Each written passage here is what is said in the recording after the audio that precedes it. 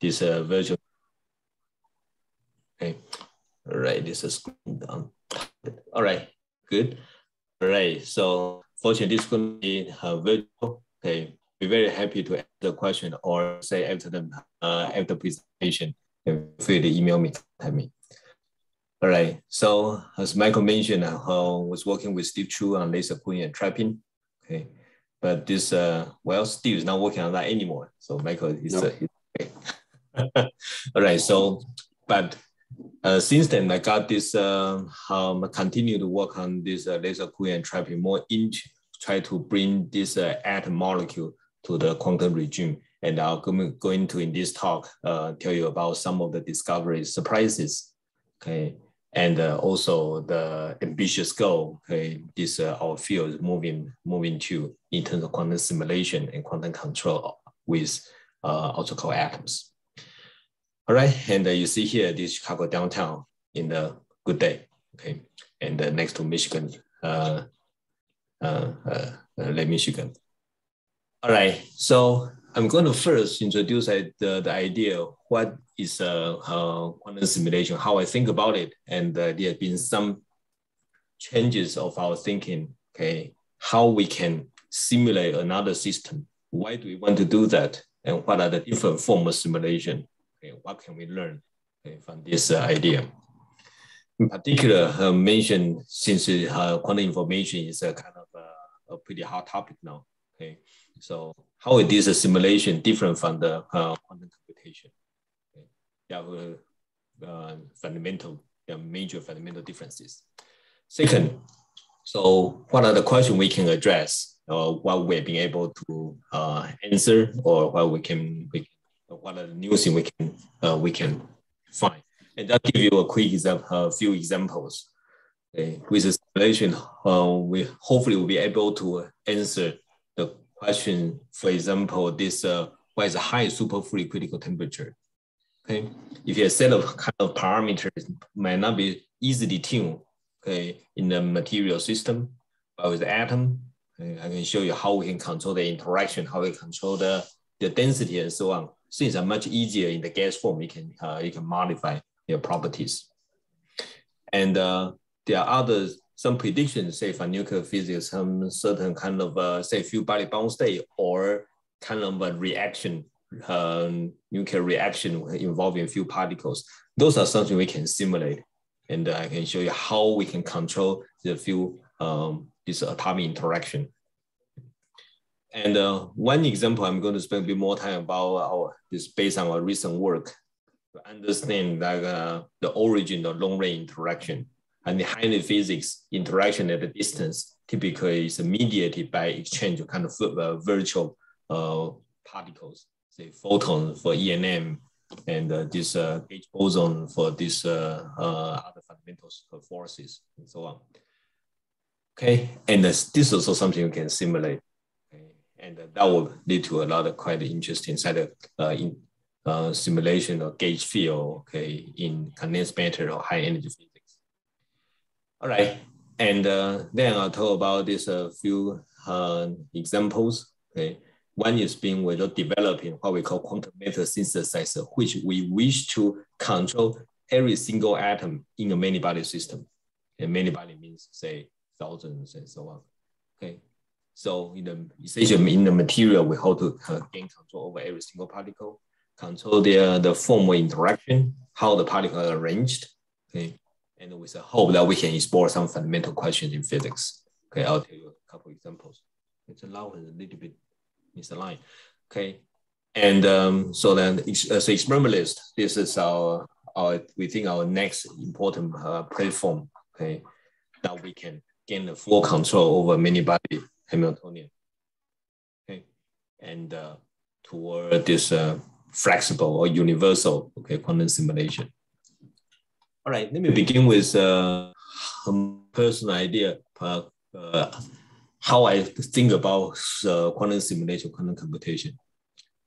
All right, so first of all, okay, we used to call this spinner, okay, this the simple particle with 0 and 1, okay, that is when we used to consider a spin, within spin up, spin down. Okay. Nowadays, it's the same spin, but it's spelled as a Q. It's spelled as a QUBIT. Okay. Right. So instead of up and down in the quantum computation language, 0 and 1. Let me begin with that. And what's the next step? Then in quantum simulation, we're more focusing on physics problem. Okay. And while quantum computation, the more general or more mathematical problem, difficult mathematical problem that you might use quantum computation to handle. And what is the difference between physics problem and mathematics problem? Okay, and I'll put it this way: there are also clear distinguish this difficulty of this quantum control, quantum information. That is, a physics problem typically noise tolerant. The physics we study, in most cases, would not depend on if there is a one single spin or being flipped and so on. It shouldn't depend on this very small microscopic imperfection and so on. However, with quantum computation, that is not the case. It is because the noise intolerant. Okay, the result will depends on even the microscopic details. For instance, you want to factorize a large number. Okay, say the large number has the 200 digits. Okay, if you miss any single digit, then the answer certainly be incorrect. It will not be right anymore.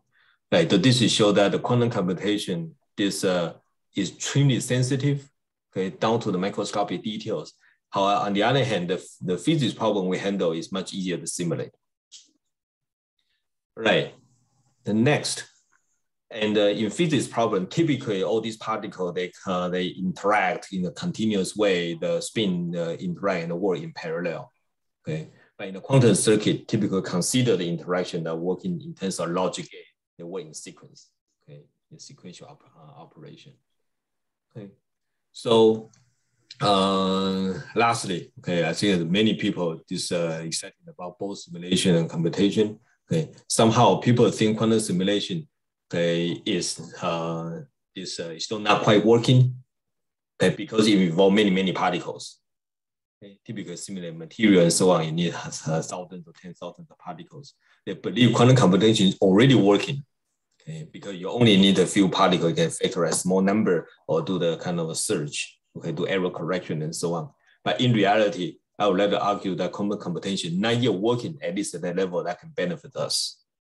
Okay. However, quantum simulation is already a pretty mature field. I'm going to show you a few examples. Okay, that we can control hundreds of thousands of particles to really simulate other kind of complex phenomena in nature. All right. Okay. So the key point is that this, even though this is all about quantum control, people always talk about this error correction, noise, defacing, and so on. Okay, in most physics problem, okay, we are that doesn't prevent us from proceeding to explore new physics, okay, or new phenomena. Okay, because physics problem in principle should be noise tolerant. Okay, so let's back to the original idea from in the 80s from Richard Feynman. Okay, is that all right? Here's a complex system. For now, let's consider this complex system is a nuclear system. Okay, all right. So it's difficult to compute. Okay, and difficult to kind of build a Hilbert space, typically very large and so on. So you have a system that you're interested. So the basic idea is that instead of using a classical computer to simulate this complex system, we're trying to arrange atoms. So in our case, we're working on atom. We have good control over atoms such that we not only control the atom, but also control how atoms interact. If the Hamiltonian for the atomic system can simulate the Hamiltonian for the nuclear system, say in some dimensional unit or in some natural unit, okay, then we'll then in principle, the ground state of the atom should reflect the ground state of the nuclei. The first excited state should also match. Okay, they should be a perfect match. We believe once you know the Hamiltonian or equivalent to this Lagrangian and so on, then this should work. Okay, and that is the original idea from Feynman going into also solving this physics problem. But nowadays, I think the field has evolved quite a bit. So now thinking about universal quantum computation, right here, right. Then the goal is that you want to have a question, say encode your question into your initial state and evolve the system with the evolution operator U, such that the final state will contain the answer to your question. Okay. And to do that, theorists figure out what kind of evolution will be needed in order to evolve a question, okay, in the initial cat into the answer. Okay. And then now the goal in our experiment, you're based on atoms or ions or photons, it doesn't matter, or superconducting qubit. How do we have this controllable quantum system to simulate that kind of evolution, which can solve the problem? Okay. And this has been shown that any kind of such a universal quantum computation can be reduced into a vector product, okay, a direct product of these logic gates involving rotational spin, entanglement of the pair of spins, pair of qubits. Okay, right. So it's the same physics, it's the same quantum mechanics we're familiar with, but just for different purpose. But also beyond these two, there are other kind of this paradigm I would like to mention that we have enjoyed kind of exploring. Okay, one is that sometimes the two systems doesn't even have to have the same Hamiltonian or have the same evolution operator. Okay, they just need to have the same symmetry. So particular symmetry, say if you look at the critical phenomena, okay, the behavior of the system near the critical point only depends on the symmetry, plus the dimensionality and so on. Then you can also engineer your system to have the same symmetry. Okay, and then in a certain limit, you can explore the kind of the physics. Okay. Even they might not share the same fundamental form. And lastly, we developed in the past 2 years, okay, the new way to also use a quantum simulation to perhaps address some of the issues in this quantum effect in gravitational field. Right there, the basic idea is again, we control the system with a Hamiltonian evolution operator. And we all know in quantum mechanics, the so-called evolution operator is just a rotation of the state in the Hilbert space. Okay, essential frame transformation. Okay, how about if we can engineer this frame transformation in quantum mechanics such that the transformation reflects the transformation in gravitational field? Okay, say going from an inertial frame to a non-inertial frame.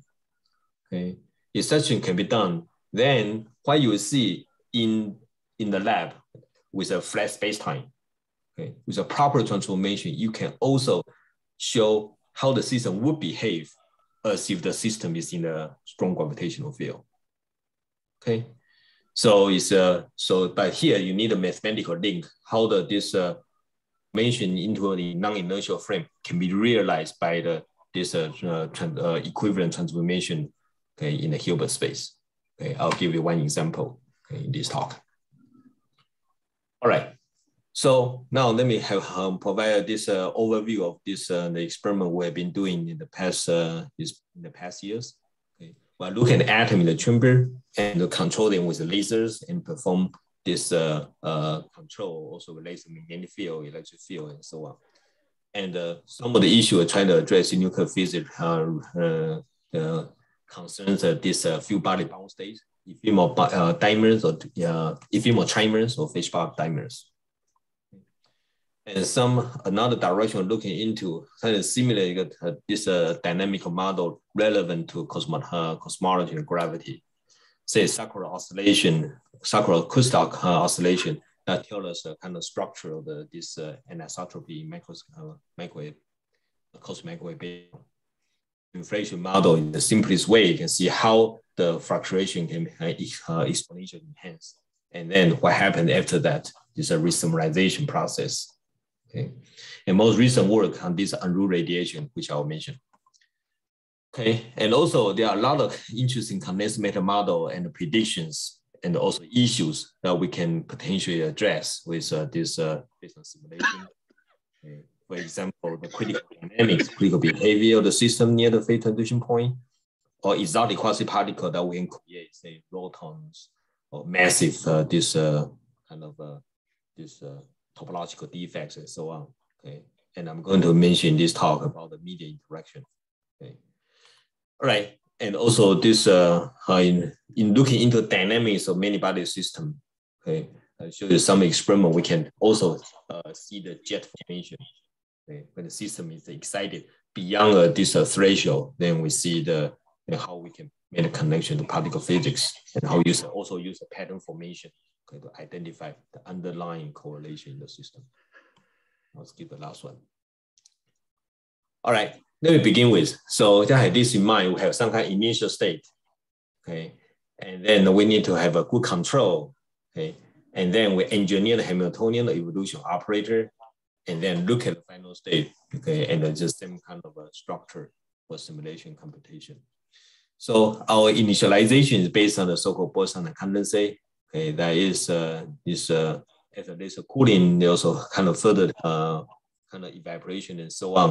Okay, people realized in this in 1995, I think that's a year when I joined Steve Chu's group. Okay, in the same year, this people realized this BEC, and I think 5 years later, okay, people also kind of cool fermionic particles down to the very low temperature, say hundreds of nanokelvin. Okay, this is a good comparison with a bosonic rubidium atom, fermionic potassium atom. When you go to lower and lower temperature, then boson condense to the ground state. While fermion, even go to lower temperature, eventually the size doesn't change anymore. And it's much larger than a single particle ground state because the system forms a fermion sea. Okay, and this is, to us, this is the ideal starting point because the system has very low entropy. Okay, starting from here, you pretty know how the initial state is with pretty high fidelity. Okay, and this is our experiment. Okay, for boson and fermion had similar experiment. Okay, and it's complicated. Okay, and just a quick outline what we do on the experiment side. On the right hand side, a little bit outside the picture, is our oven that we store in this experiment cesium atom. Okay, and then in the beginning we transfer the atom into this into the main chamber, okay, through this long skinny tube where we do some kind of first stage cooling. And then the second stage cooling by the essentially laser cooling and so on, and also optical cooling, okay, evaporation, all done in the main chamber until we reach the kind of a few tens of nanokelvin or lower records at 5 nanokelvin, okay, with these 100,000 atoms, okay, localized in the center. And then you can also see the magnetic coil that will apply the magnetic field, okay, and that's along the Z direction. Lastly, okay, we look at the system with a microscope. This microscope get all the way to get really close to the atom, about 1 centimeter from the atoms, which allow us to get a pretty kind of clear image, okay, where atoms are. And this is what we see. In this example, we're about 200,000 cesium atoms. Okay, they are floating in this ultra high vacuum chamber, and the image resolution is 1 micron. However, this whole disk, it looks like a disk or like a coin. The diameter is about 50 micron. Okay. And so we have now reached the resolution, the image resolution is actually higher than the correlation length. Okay. So that means with one image, analyze the correlation and fluctuation can already tell us about the quantum state of the system, yes. Okay. So in this case, the wave function is a few 10 micron, okay, but image resolution is just 1 micron. All right, how do we get this very circular kind of a sample? You can see this looks kind of a bit artificial. What we do is that we actually turn on the light, okay, but this light no longer like a focus light, like this laser beam. Okay? I guess this is not laser beam you see on the screen, but if I'm in the lecture hall, then I'll use a laser beam, okay, and then you can get a tiny spot. However, we distribute the laser beam, the laser intensity over this ring area, okay, and then tune the laser frequency such that there's a repulsive force between the atom and the light. When the repulsive force, okay, then the atom will be kind of will be localized essentially in this bottle. Okay, all right. And we also need to make the barrier thick enough such that there will be no chance for particle to hop or to tunnel through the barrier. Okay. So how do we make the light kind of this nice and circular, and then nothing in the middle, nothing outside, and with this with the thickness that we can control. Okay. If I'm in the lecture hall, you'll be obvious. This is what we do. We just use a kind of overhead projector. And the overhead projector, you can essentially draw any diagram, any image. You can you can draw on the computer, you can map it on the screen. But in our experiment, instead of trying to producing this kind of image on the screen, we're producing the same image on the atoms, with a microscope, such that we can get a resolution of about 1 micron or a little bit less. So with the light pattern like this, and also repulsive interaction between atom and light, then particle will be localized in the center part. Okay, so this perform very user-defined, programmable, and a very kind of a uniform kind of box potential. So inside essentially free, okay, and then there's a thick wall. Okay, the particle will be confined inside. All right, so that's the experimental setup. Okay, and one of the things that I did earlier is back to the time when I was a student, trying to look at how these atoms interact. Okay, and my whole, essentially a big part of my PhD thesis is trying to understand how this CGM atom interact at very, very low temperature. And this is what I see. Here it looks like a scan, but actually I repeat the experiment thousands of times. I find that in certain magnetic field, okay, then there's a pretty strong loss rate. Okay, I will skip the details. And then we obtain this kind of what we call Feshbach resonance spectrum. Okay. And any of these resonance that you see in the previous slide, any of these kind of resonance, we know where they are coming from. These resonance are coming from some kind of molecular state. Okay. When you tune the magnetic field, this is one example. When you tune the magnetic field, some kind of molecular state can be tuned into the continuum, and the zero is the continuum. It's a scattering continuum. Okay, and as we know, this quantum mechanics in scattering theory, when there's a collision between these particles, okay, then it's a wave mechanics. Okay, and then if there's any bound state near near the scattering energy. Okay, similar to a driven oscillator, you're going to need to a resonance. And near the resonance, it turns out what we can control is the atomic interaction. On one side of the resonance, we can enhance the atomic interaction from atomic scale, which is nanometer and so on, into some kind of microscopic scale, can get it up to about a few microns. On the other side, okay, you can also make the interaction stronger, but become attractive interaction. So this resonance now, this becomes an extremely powerful tool in our community to control the interaction. You want the gas to repel each other or try each other, or you can even make the interaction weaker than the kind of natural interaction. Okay, so this provides a possibility to look at this system going from the weak coupling regime all the way to the strong coupling regime. But many interaction very large and repulsive, or very large and attractive. Okay, all right. So that becomes a kind of common tool. If you wish to know more detail, you can find it in this paper. All right. So we're talking about many body system. They can move freely inside the box. That's a potential term. Okay, and then certainly those are kinetic energy. Okay, even down to 0 temperature, the kinetic energy term. So there. Lastly, there's an interaction term. When the interaction is weak, then there is a kind of a mean field approximation people typically use, and typically works pretty well when the interaction range is small compared to interparticle separation, which in the typical gas is about 100 nanometer, interaction range about 1 nanometer or even less. Okay, and that would be the kind of a good approximation in the so-called dilute gas or weak interaction. However, now we talk about we can use a Feshbach resonance, the scattering resonance, to tune the interaction, make it stronger, repulsive, or attractive. In that case, we can make the interaction range comparable or even larger than interparticle separation. Okay, and I skip the formula because there's no more this mean field will fail. Correlation plays a very important role. Okay, and then there's in the past 10 years, there are other kind of new things that's been discovered in non-perturbative. For example, you can see pairing. In the Fermionian system, see the pairing of fermion and form a kind of Fermionian superfluid. Okay. In boson, you see something more complicated. Okay. You can see 2-body or 3-body collision resonances. Okay. That connects to nuclear physics. And this tunability of the interaction is a very essential tool in this type of system. Okay, so let me talk about the first example that we studied in the 2 or 3 years. Okay, that is a so-called mediated interaction. Okay. All right, so far we are talking about this interaction between neutral particles. It's all based on essentially short-range interaction. Fundamentally, this short range on the order of nanometer and so on.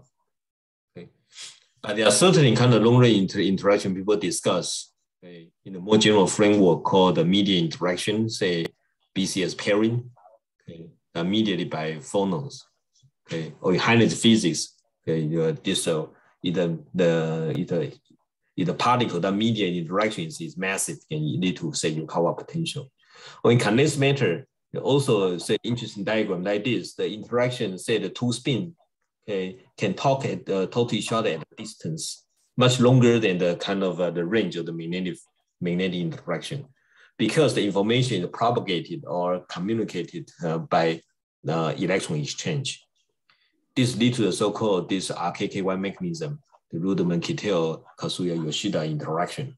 Okay, and this is something that's very interesting because it's highly flexible. Okay, if you can tune the interaction, okay, you can induce a long range and it can be repulsive and attractive. So this is a kind of the experiment we started working about 2-3 years ago.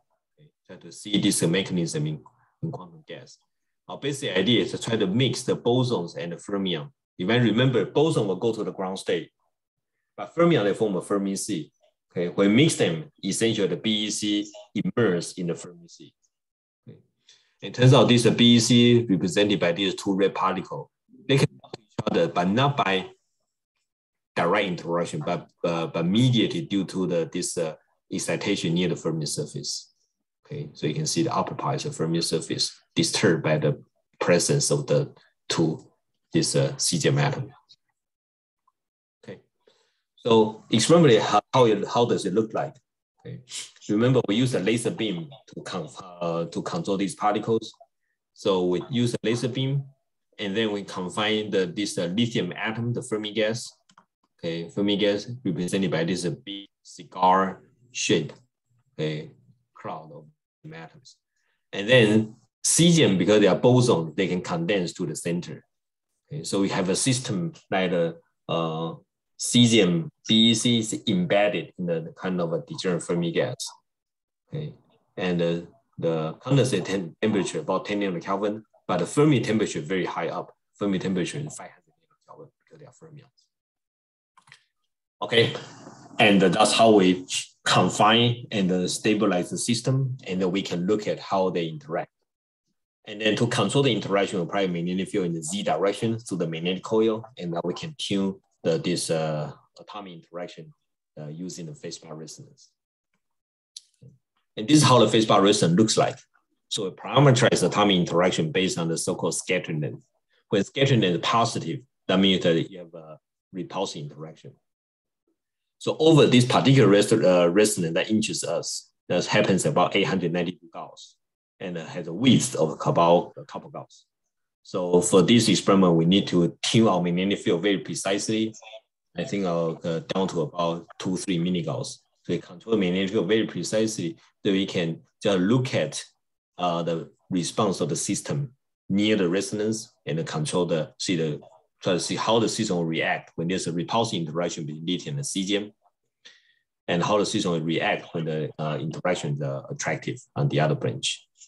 And during this range, the cesium interaction is constantly uniform, about 200 Borg, which ensure the kind of stability of the cesium BEC.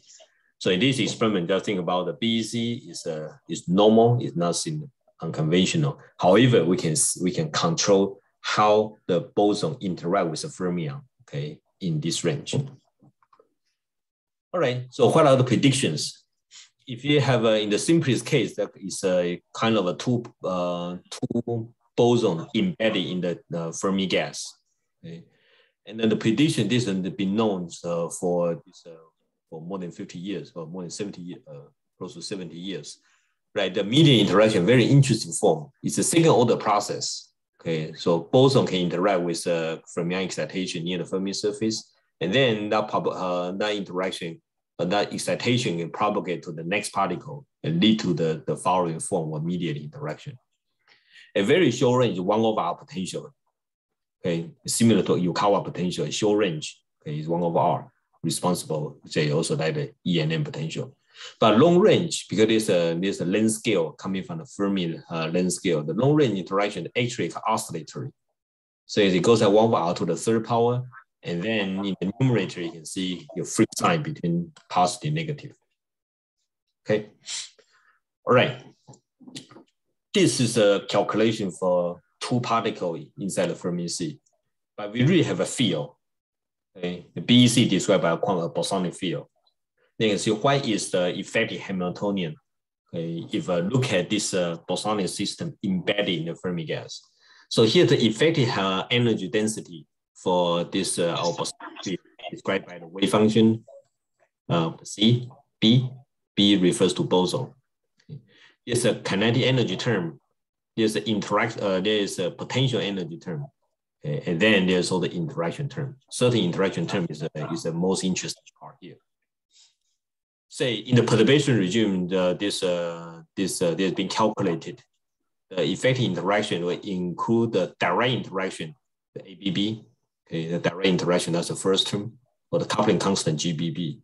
And then this second order process, they also talk to each other via the second exchange with Fermion excitation. Okay, and that's the second term.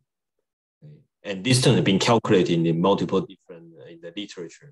Okay, and with different coefficients. Okay. So our first work is trying to see whether we can see such interaction. If we can, okay, whether we can determine the strength and compare to different calculation. The calculate hydrodynamics, path integral, diagram expansion, or even just based on kind of 3 particle scattering process. All right. So we perform experiment by tuning this by tuning the atomic interaction. In particular, where the first set of experiment is done in this range. Right here, interaction of the between CDM and atom can be controlled. Okay, and lithium CDM interaction is negative. Okay? That means there's an attraction between lithium and CDM, and there's a weak, little bit repulsion between CDM atoms. Okay, so a good thing about this, our type of quantum simulation platform is that we can consult these 2 species independently. Okay, yeah, it will be difficult to this in other system to have the capability and so on. And we can, in our experiment, we can also first try to perform the experiment without the Fermi gas in the background. So the first set of experiment, that look at the bare BEC. And then the second set of experiment with the bare BEC, okay, that's the data. And then we can introduce a fermion and turn on the interaction. So you can compare the measurement with a mixture or without a mixture. Okay, so we remove the kind of Fermi gas in the background, okay, and then get one line. Include the Fermi gas, now you see the line being shifted. Okay, so this shift is exactly the kind of the prediction for RKKY, the second order effect that offset the interaction by, in our case, a couple Bohr. Okay, the scattering in the units of A naught, which is a Bohr radius. Okay, you can see the offset. Okay, if our experiment we determine that coefficient will be 1.7, okay, with some error bar, so that provided this kind of a test to the predictions, the various predictions. In addition, we also see in this mixture, there's some kind of new phases. Okay, with only CGM, if you look at the first column, okay, with only CGM, now we can see this, the BEC with a repulsive force, they form a kind of condensate, they're healthy, long-lived, and so on. And when go below the resonance, okay, then you see some kind of with attraction, then also they can form kind of. But now, if you had a BEC in the Fermi gas, okay, now it turns out the stable BEC can be destabilized by the presence of the Fermi gas. It due to this new phase people call Bose Fermi soliton, okay, where the soliton, this instability comes from the medium interaction with the Fermi gas in the background. Okay. So to leading order, we can define some kind of effective interaction, effective scattering. Okay, and that effective scattering is now negative, even though the bare interaction is repulsive. The total interaction become negative. That can capture part of the feature that we see in the experiment based on this based on this effective interaction. But there are certain other features that cannot be explained that we're still exploring right now. Okay, and the experiment is just control magnetic field. You see, you can change the magnetic field over about a few hundred milligauss. Then you can see how the system go to different regimes. Now let me move on to the second experiment. Okay, it's our new experiment. Now we like to gain control. So look at this, look at the atom. That'll be great. But let gain control over individual particles. So we design a new type of kind of experimental platform. Okay, atom will be localized to the center, and then we did two very high powerful kind of microscope. Okay, and that will allow us to really look at the particle, the sample down to single particle, as well as to make arbitrary potential or even arbitrary interactions. So this is some of the kind of result. We can see that we can confine particle into arbitrary pattern. So you want to have a pattern to simulate, say, benzene, okay, potential. Okay, I'm not saying we can really create a kind of something reflecting the chemical bond like benzene and so on, but this one idea, we can simulate some kind of chemical orbital by creating the proper potential to simulate the chemical, or you can simulate a finite size lattice system even with a defect. You see there are 3 defects. Okay, how do we create this? This is exactly how we create this image on the computer screen. Okay, whatever you draw on the computer screen, we can convert that into the physical potential that atom can see. Okay, so and they can load atom into this kind of arbitrary potential. Okay, and do the highly dynamical this control because it's based on the same kind of overhead projector that we use in the typical lecture hall.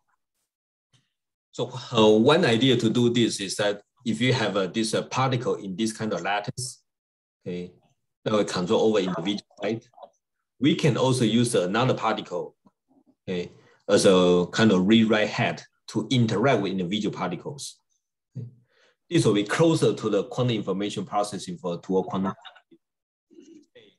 Blue particle can be fermions, so somehow we have one particle per side. In the beginning, we can all spin polarize, such that all of them carry the information of one or spin up. And then we can bring another particle to interact with this one and also this one. Okay. And by proper kind of interaction, we use a mediate interaction. We think we also use mediated entanglement between 2 particles. So that will be one step, an important step beyond just a regular mediate interaction. We can target kind of particular 2 sites, induce the interaction or induce the entanglement between these 2 particles, particular particles. And to control this, the position of red particle, will be using the same DMD potential, this digital micromirror device to bring the particle, can navigate the red particle inside this quantum memory. All right, let me move on to the last experiment. I'd like to tell about this is while we are working on all these quantum simulation. There's a big surprise that came to us about a few years ago. Okay. It's supposed it should be a video. I'm surprised it's not really showing anything. Okay, that's fine. This is t equal to 0. This is how we prepare this. Remember this atom in the disk, in a circular disk. Okay, the circular disk. All right. And oh no, it's not coming out. T equal to 0. What do we do? You see, it's a function of time. What we do is that we try to induce a particular form of interaction, okay, that lead to the explosion of the condensate, which we call fireworks. We discovered this phenomena essentially by chance in the lab. The student just try to play with this magnetic field control and so on. Suddenly we see kind of huge emission of jets of particles in all directions. Okay. And the experiment setup is the following. Step 1, we just prepare this essentially disk-like potential. Okay. And this aspect ratio is 50:1, so it's very thin, like a pancake or like a pizza. Okay. The pancake-like potential, okay, that's defined by our optical control. And t equal to 0, okay, we realize what we need to do is to provide such kind of oscillation. We oscillate what? We oscillate the scattering length. That is the interaction between atoms. And remember, we are using magnetic field to control this interaction between atoms near the phase bar resonance. Okay. So now we can also control the atomic interaction, such as oscillatory, and after some interaction time for, say, a couple of milliseconds, and then we'll perform the image and see what happened to the sample. Okay. All right. And this is what we see. You can see the time equal to 0. Okay. That will start do oscillation. After a few oscillations, suddenly we see kind of this emission, and yeah, it looks very much like fireworks. We call it Bose fireworks. Okay, and then a small postdoc came to our group. Okay, and he realized the underlying connection between what we do with this Bose firework with this modulation, interaction modulation, to another phenomenon people discuss, okay, related to the so-called Unruh thermal radiation. Okay. It's a simplified version of Hawking radiation near the event horizon. The basic idea is that if you consider a vacuum in the inertial frame, and then move this vacuum into a kind of accelerating frame in the new into a non-inertial frame. So when perform such a transformation into a non-inertial frame, okay, the vacuum will appear to an initial observer like a thermal radiation field, okay, like a thermal field. Okay, and that radiation can be characterized by the so-called Unruh temperature, okay, where in the numerator A is acceleration, all the others are fundamental constants. Okay. And this prediction is very difficult to test because you need to go to extremely high kind of acceleration, say 10 to the power 14 meters per second square, in order to see the Unruh temperature of 1 microkelvin. Okay, right. And this is enormously hard. This is difficult for our current kind of experiment. Okay, any current experiment. However, now the idea we had is that instead of trying to trying to accelerate our BEC to kind of this 10 to the 40 meters per second square, perhaps there's one way to do this by quantum simulation. We can simulate the frame transformation operator RA based on the time evolution operator. Okay, with time evolution operator, all we need to do is to control the Hamiltonian. You control the Hamiltonian in such a way that the evolution of the system is similar to a frame transformation. Okay, so thus we can interpret the emission we see as kind of this Unruh radiation, okay, in the strong gravitational field. And then if you compare the mass, okay, it can show that the kind of interaction we introduce in our system, in our co-atom system, okay, can lead to an effective acceleration. This effective acceleration in the context of Unruh radiation, okay, and they are linked by this formula. So other than the other fundamental constant, all we need is we need to know about the coupling strength that we can control in our experiment, and also interaction time tau. Once you know these two parameters, then you can calculate what is the acceleration we can create. Okay. All right, so amplify this a little more. Just this is based on the Einstein equivalent principle. Okay, you want to simulate, understand physics in an accelerator. And the physics in an accelerator based on the equivalent principle is the same as physics in a gravitational field. So how to use this quantum mechanics to simulate physics in an accelerator? Okay. So think about this. When you go to a different non-inertial frame, okay, then you can use a Heisenberg kind of a picture. This quantum system, the system is unchanged. Okay. But go to the new frame, essentially you rotate the basis. Okay, the basis XYZ go to the new basis by the same state. And this transformation is called Rindler transformation. On the other hand, in our experiment, we use a kind of Schrödinger's picture. Okay, the frame is not changed. Okay, but the quantum state is rotating according to the unitary operation, this evolution operator. Okay. So evolution of this wave function from the initial state to the final state, okay, can be considered this. If it turns out the rotation of the quantum state is the same as the relative rotation of this quantum state in the upper case, okay, right? You know this if these two systems can be equivalent, okay, whether the frame is rotated or whether this state vector is rotated. Okay, so you try to engineer the Hamiltonian in such a way that the rotation of the quantum state relative to the coordinate is the same as that in the non-inertial frame. Okay, and based on equilibrium principle, then that should allow us to look at the quantum system in a strong gravitational field. All right. Okay. So the goal is trying to generate the kind of transformation, the frame transformation based on the Hamiltonian, and that is one thing we can do with a quantum simulation. So mathematically, we identify what's the formal edge, and we can try to create that. It turns out the edge can be written this way. Look at this more carefully. Okay, now this the GK is a coupling constant. Okay, and what we need is to eliminate two particles in the ground state A0, A0, and then create two particles with momentum K minus K.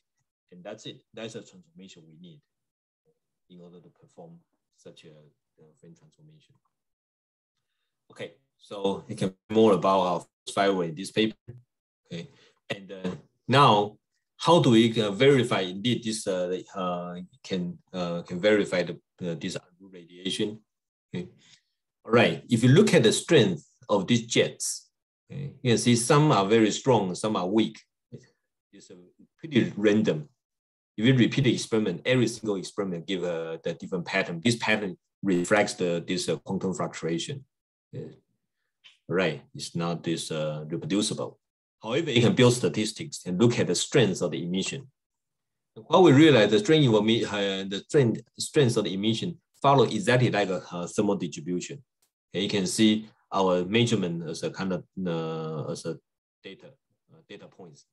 And then our thermal model give a very, very good fit with essentially just the temperature as a parameter. Okay. And from here, we show that indeed the emission is thermal. Okay. Just like Hawking described by Hawking temperature, agreement with this prediction is 98% and so on. This is a very good fit. Okay, agree with the theory we have beautiful. However, this is also a quantum effect. So what we see on the right-hand side is like a BEC is broken into small pieces. All right.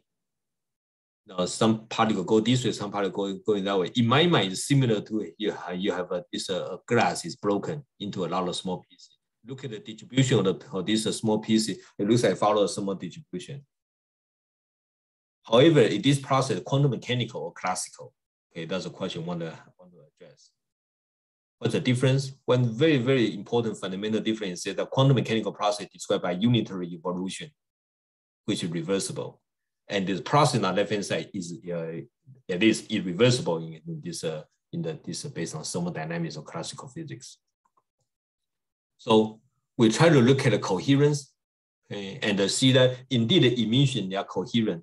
Furthermore, because this is a pair production, so a particle with AK and A minus K. So you can look at the coherence on one side and compare the coherence, the fringes on the other side. You can look at the fringes and show that indeed this is a coherent emission. So this is one of the few examples that we see is a purely quantum mechanical process by generating something that looks that is indistinguishable from this thermal distribution. Okay. So there's a heating happening. However, the system should be in a pure state. To verify that, look at this firework emission or the quantum nature of this thermal radiation. Okay, we want to show there's some level of this unitarity. That's this thermal emission is still reversible. Okay, so perform the following experiment. We perform the first modulation. Then we can see this then it's the blue data point. Okay, you can see then the emitted particle goes quickly up. Okay. And then to show that the system is remain coherent and the reversible, then we apply the second oscillation, but with a pi phase shift, you can see there's a kink at t equal to 0. Indeed, by changing the phase, compare omega tau and omega tau plus alpha. Okay, we can see if the alpha is equal to 0, it continue this, then you see the emission gets stronger and stronger. However, if we can control the phase precisely, and then we can reverse some of the emission back to the condensate. So this is an experiment comparing alpha equal to 0. You get emission gets stronger and stronger. This is just how you heat up the sample more and more. Okay, see it hotter and hotter. In the other experiment, we do the modulation, we change the phase. Some of the emission actually come back to the BEC, that the broken pieces, glass pieces can come back to the glass. Okay, then we can see a reversal of this temperature, okay, not by much, but this there's some about 50% contrast we can create some current record. All right, and I'm going to skip this theory, try to model this process, how this many body Hamiltonian, okay, that can lead to the kind of a parametric instability, and it can also be reversed. Okay. Yeah, reverse it back to the ground state. And there are certain terms that are difficult to reverse, but this interaction is something we can control pretty precisely. Okay, this we gain we show some reversal of this many body dynamics. Okay, let's conclude. Okay. First, I think I show you about a couple ideas how we do the quantum simulation by Hamiltonian engineering, okay, or by changing the symmetry of the system. And lastly, use the evolution to simulate frame transformation. Okay, right. And I also tell you about this example of this media interaction, something I'm very excited about. Okay, trying to see how the long-range interaction occur in other branches of physics. And also the experiment talking about quantum matter synthesizer, I think is next kind of frontier to control a many body system at the level of single atom, okay, single particle. Okay, and there are other kind of the project we're working on. Also be happy to talk to you about, but this conclude with these 3 experiments, and some of the references you can see, okay, in particular related Bose fireworks, okay, and media interaction, okay, matter wave generation, okay, Unruh effect, the jet structure pattern formation, and also the most recent work on topological defect in gauge field. I'll be happy to answer any question related to this. And let us thank my group members. Okay, the cesium experiment, the firework experiment done by Zhendong and Kevin. Okay, and the lithium cesium mixture by Krutik and Frank, and the quantum method synthesizer by 2 students, Jonathan and Jami, and also new student Lauren. The photo is not here. And also this some of the work I mentioned here is realized by my idea from my former postdoc students. Thank you for attention. Thank you. Cheng, thank you very much. Are there any questions?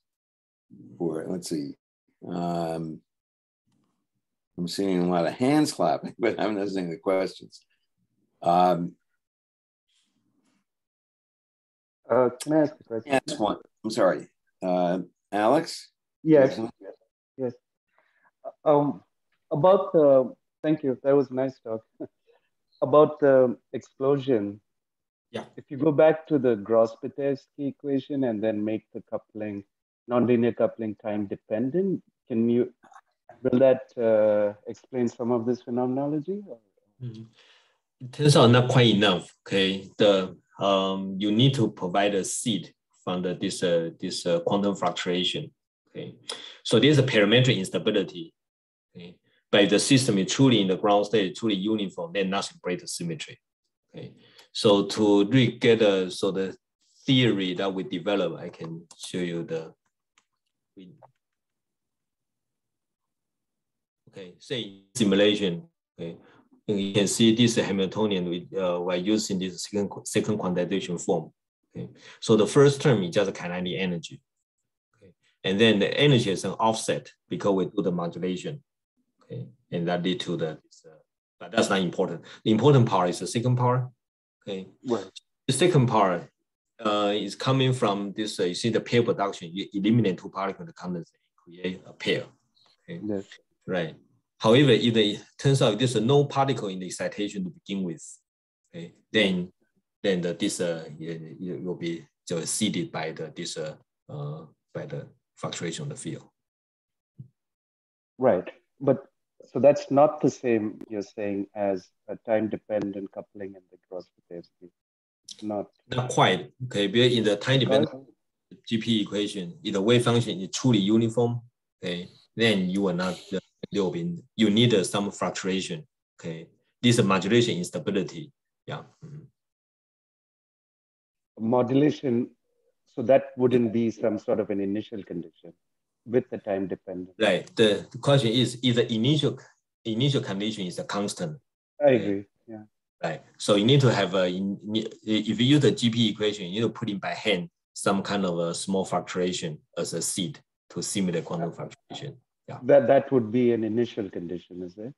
Right. And in that case, if you can tune the strength of this initial fluctuation, okay, then you can mimic, okay, you simulate the quantum fluctuation. Okay. And just one more question about this 50% return. Do you have any idea where you're losing the rest? All right, that's a very good question. That's something we're currently working on in the lab.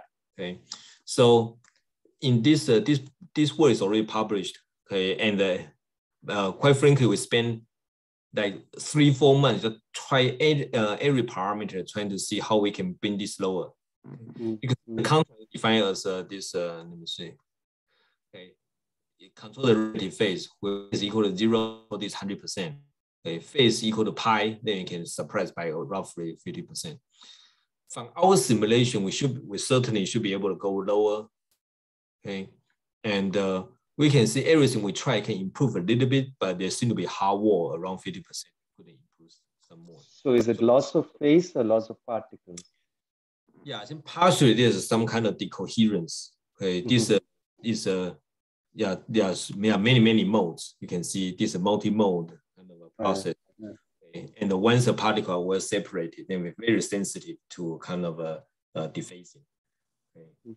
So we think at this moment, probably is limited more by kind of our system control. We need to make the system really clean.